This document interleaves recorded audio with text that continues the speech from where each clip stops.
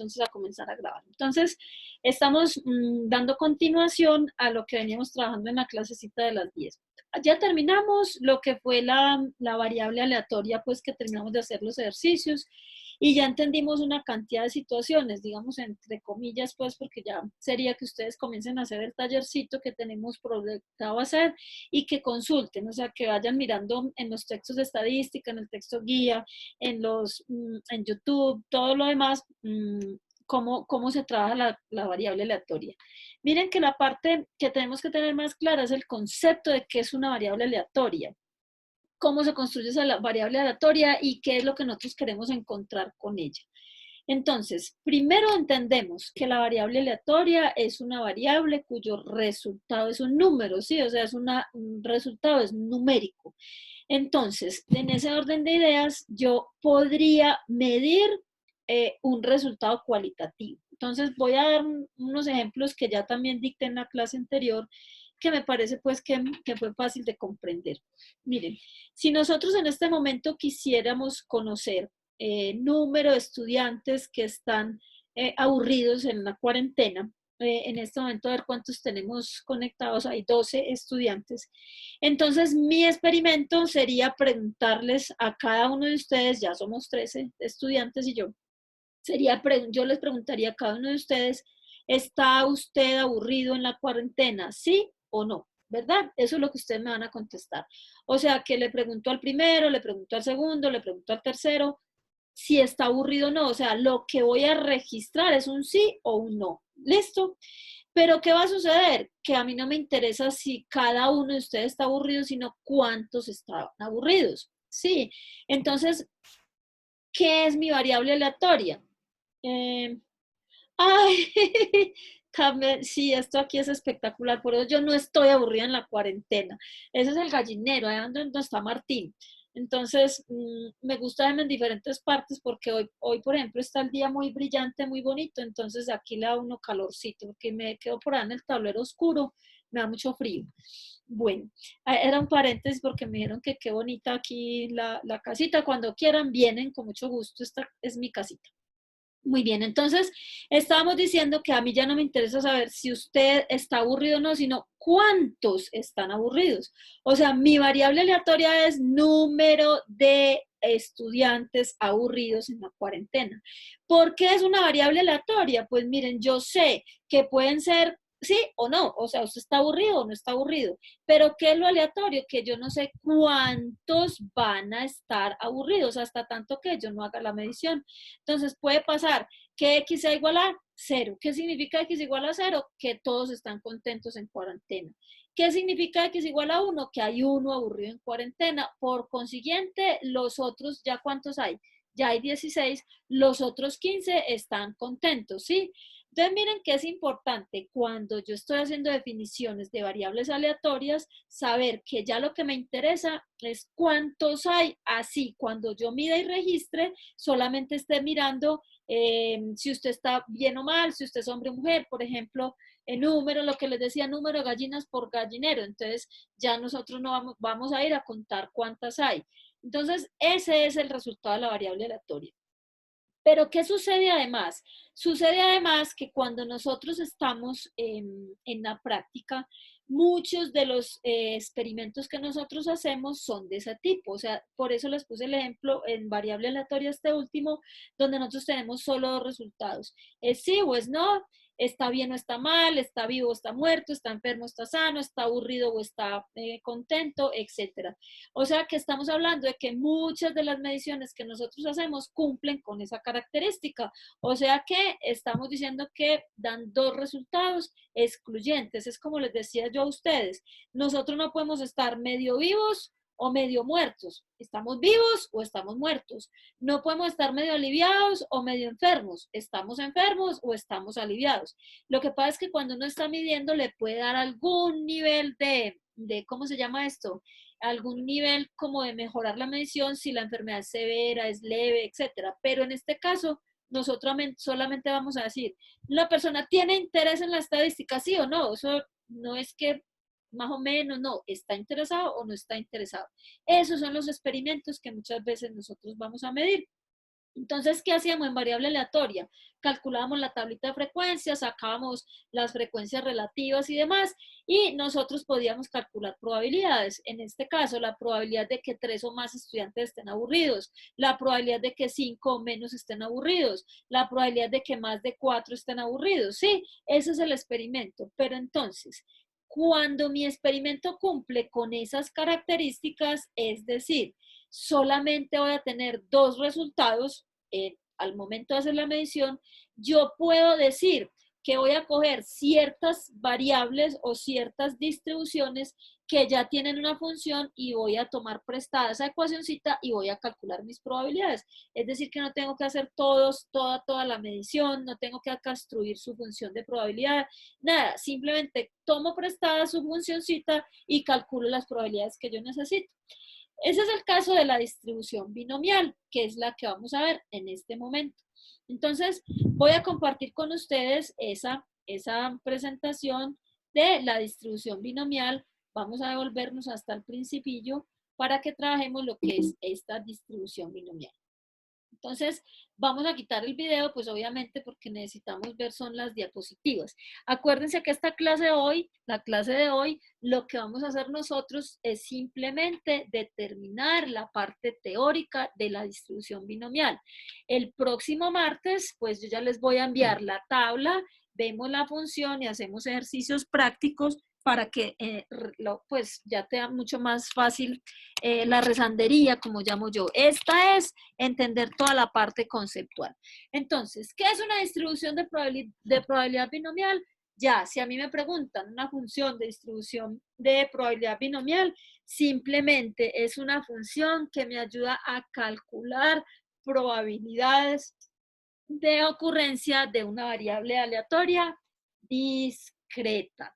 Es decir, cuando mi interés es el número de ocurrencias. Entonces, volvamos al ejemplo anterior a este ejemplo de lo que hemos trabajado. Número de psicólogos que califican como buena. Entonces, en ese caso, yo podría decir que esa variable que tenemos allí en el ejemplo anterior puede distribuirse como una binomial. Porque ¿cuál es el cuento? Entonces empezamos a observar. Si estamos viendo el experimento que estamos haciendo, solamente podría tener 2 resultados. O sea, yo le voy a preguntar a usted, ¿está aburrido en cuarentena? ¿Sí o no? Entonces voy a tener solo 2 resultados. Resulta que cuando yo hago ese experimento una sola vez, ese experimento se denomina experimento de Bernoulli. O sea que en la práctica profesional, cuando uno está haciendo mediciones, encuentran muchos experimentos de Bernoulli al momento de medir. ¿Por qué? Por ejemplo, yo pregunto, ¿utiliza usted el metro para venir a la universidad? ¿Sí o no? Listo, es Bernoulli, porque usted lo utiliza o no lo utiliza. Sí, ahí no hay términos medios, más o menos, no, si usted se montó al metro, ya lo utilizó. Otra, ¿está usted de acuerdo con volver a la presencialidad el 1 de junio? Usted contesta sí o no. Entonces, eso es un experimento de Bernoulli. Entonces, experimento de Bernoulli es aquel que se realiza una sola vez y el resultado que obtenemos de producto de hacer ese experimento son 2 opciones. Una que se denomina éxito y la otra que se denomina fracaso. Vámonos con la moneda. Entonces, vamos a decir que nuestro experimento de Bernoulli es lanzar una moneda al aire y ¿qué voy a obtener? Voy a obtener solo 2 resultados, cara o sello. Y resulta que a mí me interesa uno de esos 2. O sea, para mí el éxito es que la moneda al caer caiga en cara. Entonces, experimento de Bernoulli. Sí, ¿por qué? Lancé la moneda al aire una sola vez. Listo. ¿Por qué más es Bernoulli? Porque al momento de registrar los resultados solamente tengo 2 opciones. Cae cara o cae sello. Y tercero, debe haber un resultado de interés. Por ejemplo, en este caso sería que la moneda caiga en cara. Muy bien, entonces ahora otro experimento de Bernoulli. Le voy a preguntar a un estudiante si está de acuerdo con que regresemos a la presencialidad el 1 de junio. ¿Por qué es un experimento de Bernoulli? Sí, es un experimento de Bernoulli. ¿Por qué? Lo hice una vez. ¿Qué pasa? Que los resultados que va a obtener son 2. ¿Cuáles 2? Que me diga que sí o que me diga que No. Tercero, hay un éxito o un fracaso. Digamos que me interesa saber si yo voy a tomar esa decisión, si yo fuera la rectora del poli. Entonces ya, ¿cuál va a ser mi evento de interés? Que las personas digan que sí. Pero ¿por qué es un experimento de Bernoulli? Porque solo lo estoy haciendo una vez, o sea, n es igual a 1. Pero ¿qué sucede si yo ese experimento de Bernoulli lo repito muchas veces? O sea, si yo ya no voy a preguntarle a un estudiante únicamente, sino que le voy a preguntar a todos los que están aquí en este momento. En este momento ya tenemos ¿cuántos? Tenemos 17. Entonces ya n no vale 1, sino que n vale 17. O sea, yo voy a preguntar la misma cosa 17 veces. O sea, voy a preguntarle a cada uno de ustedes, ¿está usted de acuerdo en regresar a la virtualidad el día 1 de junio de 2020? ¿Sí o no? Entonces, ¿qué voy a obtener yo? Vuelvo y les digo, ¿cuál va a ser lo que voy a preguntar? Es cualitativo, ¿sí? Me van a decir sí o no. ¿Por qué es un experimento de Bernoulli cada ensayo que yo haga? Porque cada que yo pregunte me van a dar dos resultados excluyentes, sí o no. Yo no puedo decir más o menos sí o más o menos no. Me contesta sí o me contesta no. Primero. Segundo, ¿cuál es el resultado de interés? Pues que me conteste sí.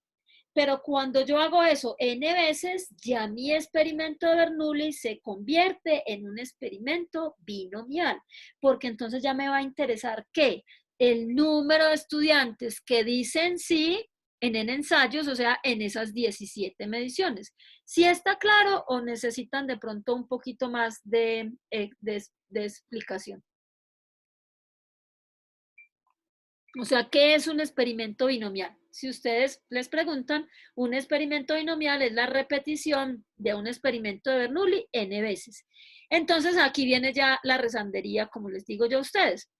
Si a mí me van a hacer una pregunta respecto a lo que es una distribución binomial, entonces, ¿qué voy a contestar? Una distribución de probabilidad binomial es una distribución discreta. Ya sabemos que es discreta. ¿Por qué? Porque miren que lo que le interesa a una binomial, miren es que número de éxitos en n intentos. Entonces, si yo lanzo la moneda 10 veces, ¿cuál será el X? El X es el número de caras que voy a obtener en 10 intentos. ¿Eso qué significa? Que yo voy a hacer el experimento. Lanzo la moneda 10 veces y cada que la moneda cae, entonces yo voy a registrar su resultado. ¿Y cuál va a ser el resultado que me interesa a mí? Me va a interesar es cuántos veces cayó cara en ese experimento, ¿sí? O sea que por eso decimos que X es el número de éxitos en n intentos, número de caras obtenidas en 10 lanzamientos.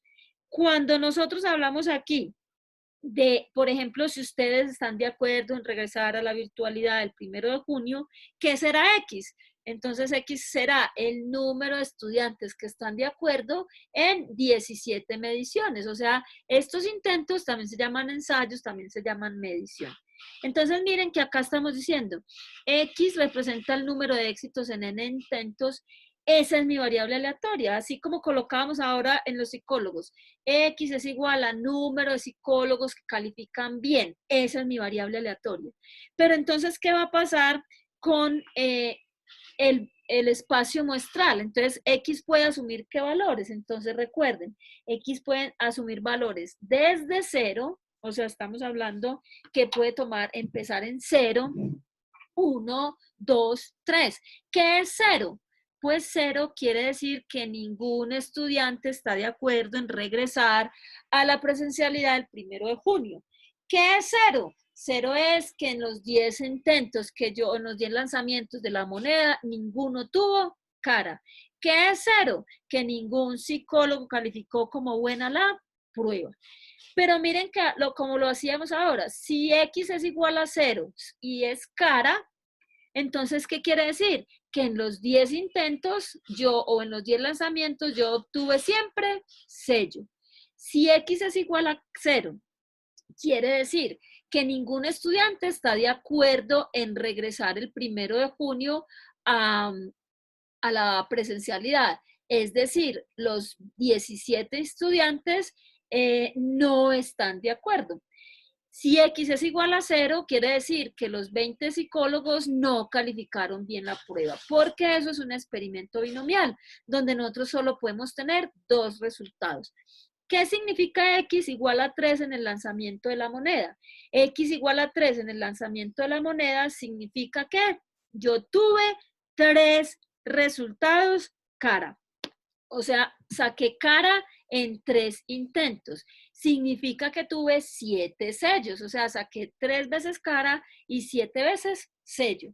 En el caso de X igual a 3, en ustedes si están de acuerdo en regresar el 1 de junio. X es sí, 3 dijeron que sí, eso significa que los otros 14 dijeron que no. ¿Y qué significa X igual a 3 en los psicólogos? Que 3 calificaron como buena la prueba, los restantes 17 calificaron mal. Entonces, vamos viendo que para yo poder establecer un experimento de Bernoulli, binomial, yo necesito tener n. O sea, lo primero que tengo que identificar, después de saber que mi variable es aleatoria, tengo que saber que hice una medición de n individuos, n intentos, n ensayos. O sea, les pongo todas esas palabritas porque cuando ustedes consultan en los textos y en internet van a encontrar que cuando hablan de binomial, hablamos de intentos, de ensayos, de individuos, de mediciones, etc. Entonces, ya sabemos que cuando eso ocurre, tenemos esas condiciones, mi variable aleatoria se parece a una binomial. Por lo tanto, para yo calcular probabilidades, pues ¿qué me interesará? Pues me interesará saber si el número de caras es mayor que 4, si el número de caras es menor o igual que 2, si el número de caras es igual a 3, si el número de caras es menor o igual que 5. Ya pues son resultados, como decíamos en la parte cualitativa, eventos que yo quiero calcular. Entonces miremos, me interesa saber, por decir cualquier cosa, voy a tomar la decisión de decretar la presencialidad a partir del 1 de junio, si como mínimo 10 estudiantes están de acuerdo. O sea, ¿qué tengo que hacer? Calcular la probabilidad de que X sea mayor o igual a 10. ¿Qué tan probable será que 10 estudiantes o más estén de acuerdo en regresar a la presencialidad? Entonces no tengo que hacer la medición con ustedes, no tengo que hacer ninguna pregunta, sino que simplemente voy a coger la distribución binomial y calculo esa probabilidad. O sea que podemos decir que en una binomial nos sirven tanto las probabilidades a priori como las probabilidades a posteriori. Entonces, ¿cómo hago yo para saber si mi ejercicio, si mi variable, si mi planteamiento de mi problema cumple con los requisitos de una binomial? Porque acuérdense, ¿qué voy a hacer?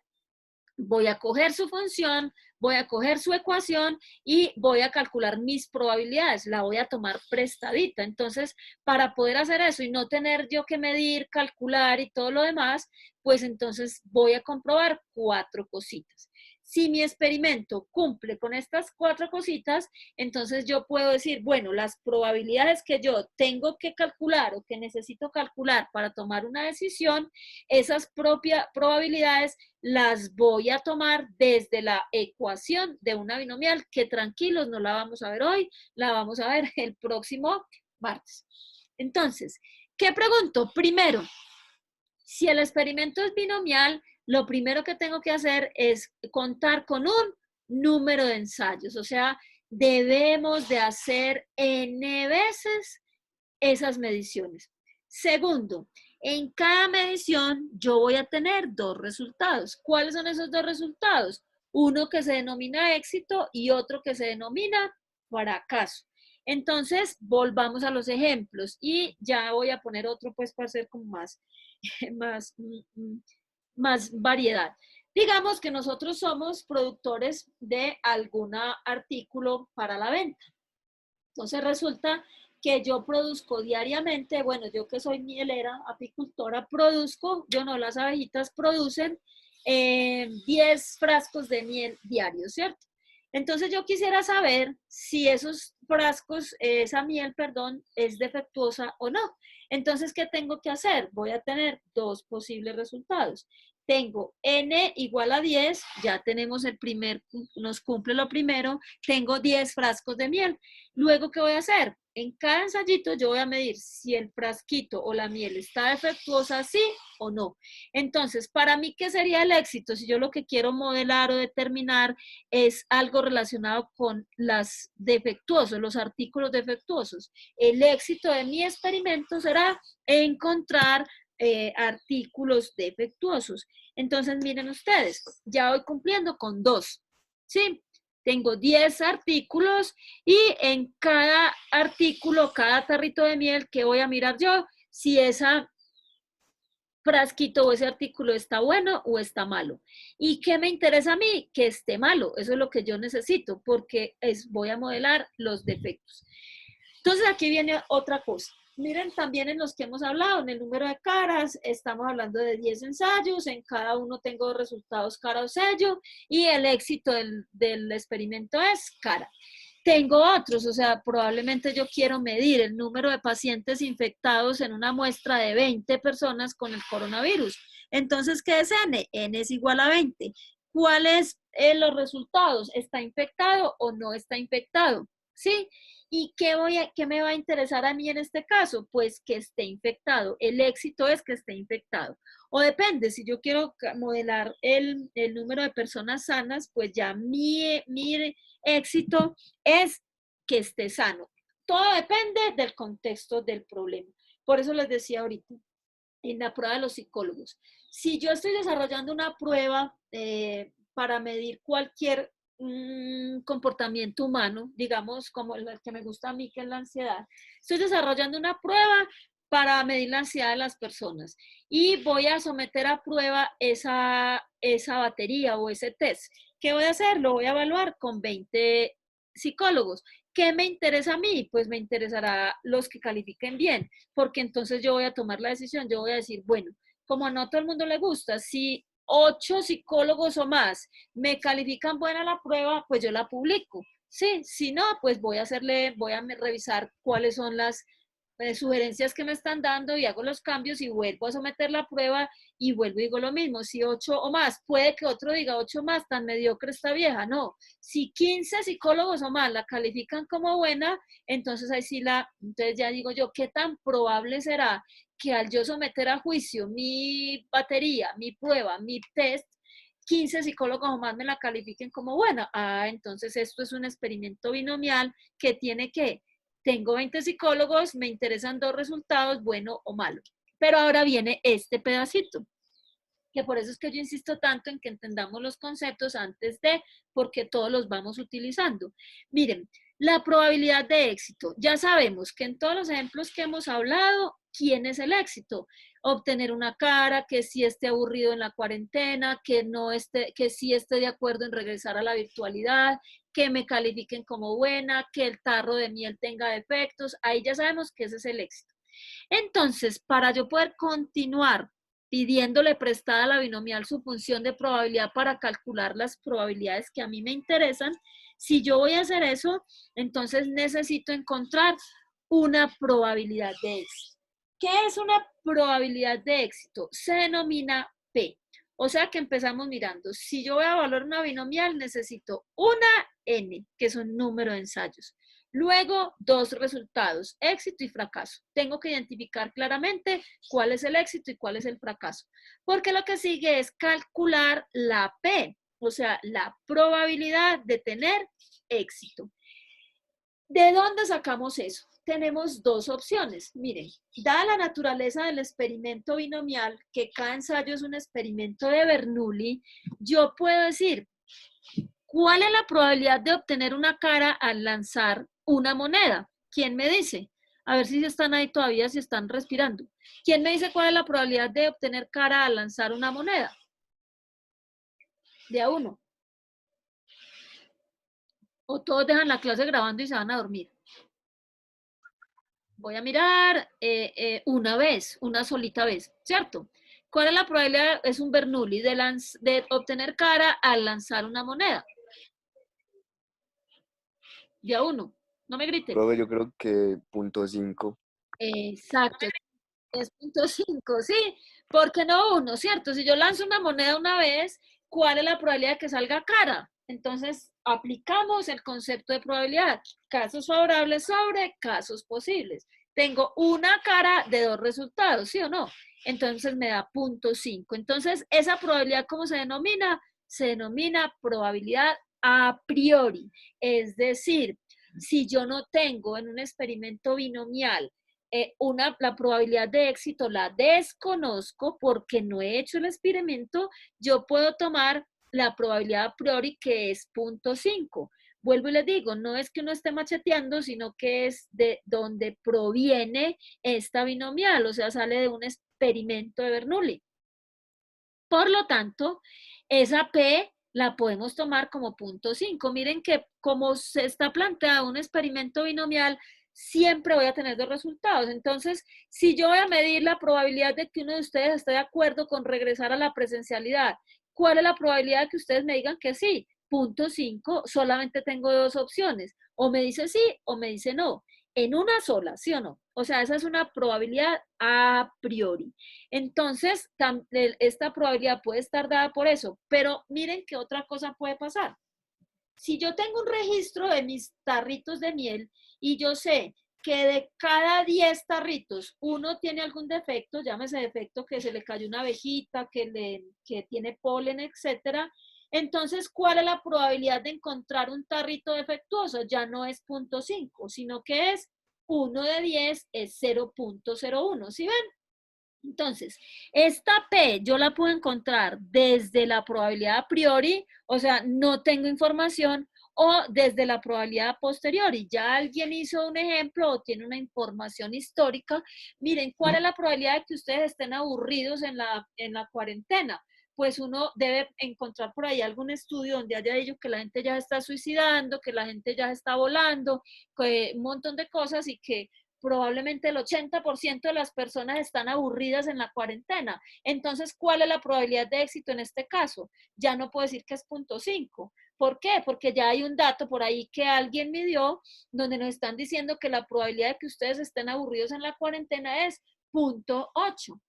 Digamos que hubo una asamblea y que en la asamblea todas las personas que participaron, el 70% no está de acuerdo en regresar a a, a la presencialidad. Entonces, ¿cuánto va a valer mi P? Mi P no vale 0.7 porque acuérdense que mi P es que estén de acuerdo, o sea que la P vale 0.3. Aplicamos el concepto de eh, complemento. O sea, siempre acuérdense que esta P está asociado a lo que yo definí como éxito. Y obviamente el fracaso es el complemento. O sea, si la probabilidad que caiga cara al lanzar una moneda es 0.6, entonces la probabilidad que caiga sello es 0.4.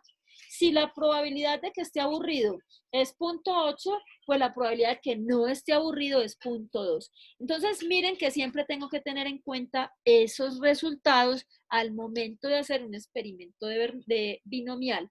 Primero, tengo que tener en ensayos. Segundo, tengo que tener dos posibles resultados. Y tercero, tengo que encontrar la probabilidad de éxito asociada a ese experimento que yo estoy definiendo.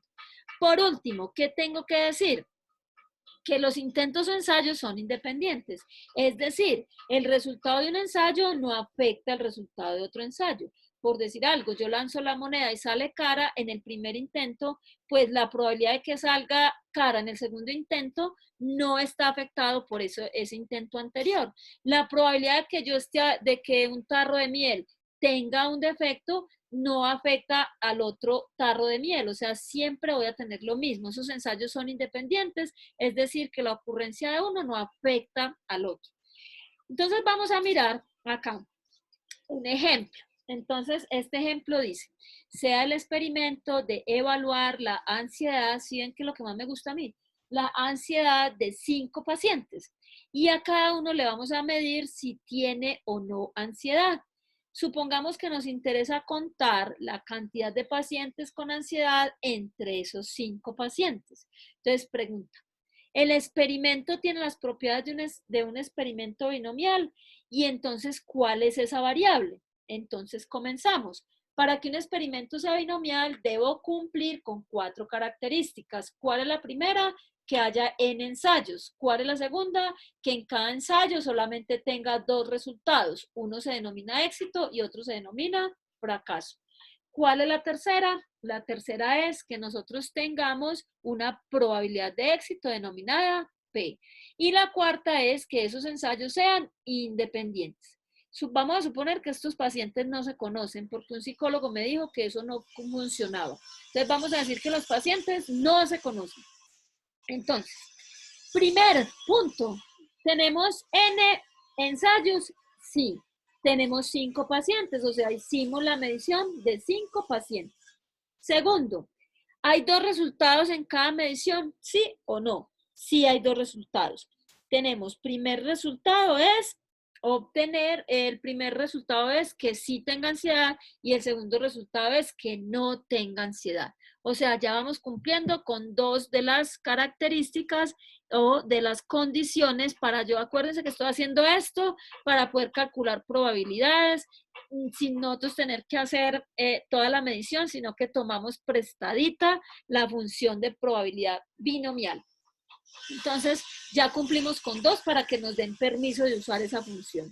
La tercera, ¿cuál es? Pues me están diciendo que la probabilidad de tener ansiedad no hay dentro de todo esto que hay acá.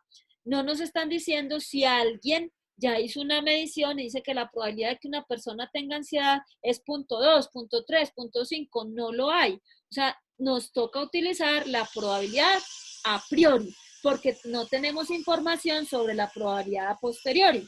Entonces, ¿qué hacemos? Vamos a decir que la probabilidad de éxito es 0.5. Por lo tanto, la probabilidad de que una persona tenga ansiedad es 0.5 y la probabilidad de que no la tenga es 0.5. O sea que ahí tenemos ya P y Q, que es la probabilidad de fracaso. Y estamos diciendo que las mediciones son independientes. Yo ya les dije que esos pacientes no se conocen, de que la probabilidad de que un paciente tenga ansiedad no afecta a que otro la tenga. Entonces, como cumplimos con las 4 características de una binomial, nosotros podemos decir que mi variable aleatoria, ya vamos a decir cuál es, sí puede calcular probabilidades con la función de probabilidad de una binomial. Entonces ya lo cumplimos. ¿Qué vamos a decir? Miren acá, como el experimento satisface eso, nosotros podemos decir que esta variable, ¿cuál era la variable? Número de pacientes con ansiedad en las 5 mediciones. Es decir, yo voy a decir que X puede asumir valores de 0, 1, 2, 3, 4 o 5. ¿Qué significa entonces X igual a 0? Que ningún paciente tenga ansiedad. O sea que yo puedo desde la binomial, sin hacer medición, acuérdense, yo puedo desde la binomial calcular la probabilidad de que exactamente 0 pacientes tengan ansiedad. ¿Eso qué significa? Que los 5 están sin ansiedad. Puedo mirar que exactamente un paciente tenga ansiedad, no ansiedad, sino ansiedad. Que exactamente 2 pacientes tengan ansiedad. Y así nos vamos a todo lo que nos interese. Que por lo menos uno tenga ansiedad. ¿Sí? Entonces es uno o menos. Entonces ya es empezar a mirar todo ese tipo de situaciones que nos interesan de un experimento. Entonces vamos a mirar en un minutico o 2 minuticos, les voy a colocar este ejemplo. Y ustedes van a evaluar las 4 condiciones para que este ejemplo cumpla con ser una binomial. Miremos entonces. Una persona visita 10 páginas de internet al azar. El resultado asociado con estas visitas se clasifica como éxito si se encuentra información útil y fracaso si no se encuentra información útil. Por experimentos anteriores se sabe que la probabilidad de encontrar información útil en una página de internet es de 0.1. Vamos a comprobar si este texto que tenemos acá o este planteamiento cumple con las propiedades de un experimento binomial. Voy a darles un minutito para que ustedes hagan como el análisis y enseguida miramos. ¿Listo?